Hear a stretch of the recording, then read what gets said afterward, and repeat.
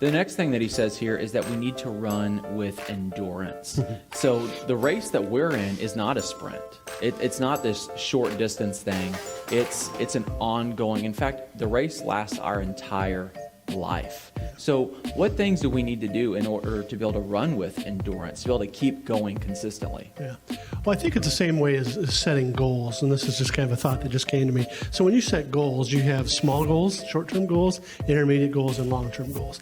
I think the race of faith is a long-term goal, but if that's the only thing we're thinking about is what is it going to be like at the end, then we might miss a lot of those smaller things that we should or could be doing before then.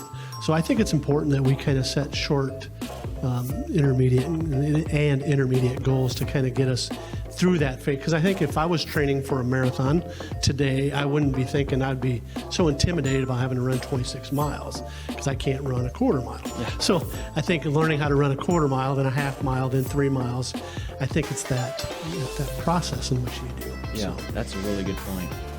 So endurance, another thing that endurance runners do that I've heard is they don't look down like at their feet, right? They don't look down at the road right and directly in front of them, but they have a point set in the future, like they're running toward something. They have an idea in mind. Yeah. And man, I think that is so important for us as followers of Jesus, that we are able to keep our eyes on him. Yeah. You know, that we're not getting distracted. We're not looking at every pothole. We're not looking at every pebble in the road. We're not looking at every crack in the sidewalk. Like, we're staying focused on what's coming so that we know where we're trying to get to. Yeah, because I also think that if you're looking for Jesus at the end of that 26 miles, that might be too far in the future. Sure. So we need something that's in our immediate eyesight that we can focus on, even though that who we're focusing on never changes.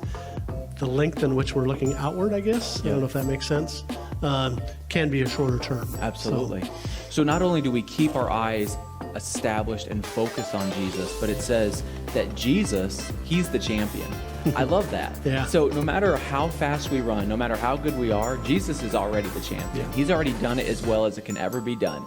So we don't have to rely on perfectionism. That's not what it's about. Mm-hmm. It's really just trying to do it as well and like Jesus as we can. Yeah. Because Jesus, and I know that the normal translation says the author, but this one says initiator, and I like that word. So he initiates and perfects our faith. What does that mean?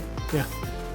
Well, I think that if we're in contact with him, if we're having this ongoing personal relationship with him, and we're focusing, because a lot of times we also talk about this cycle of abiding in what so if we're seeking God's will, that's going to be when he initiates the next step in which he has planned for us, because he already knows the plans for us, but we need to take those steps. And I think he reveals those to us through our obedience. So the more obedient we become, the more he can initiate whatever else he has planned for us. Absolutely.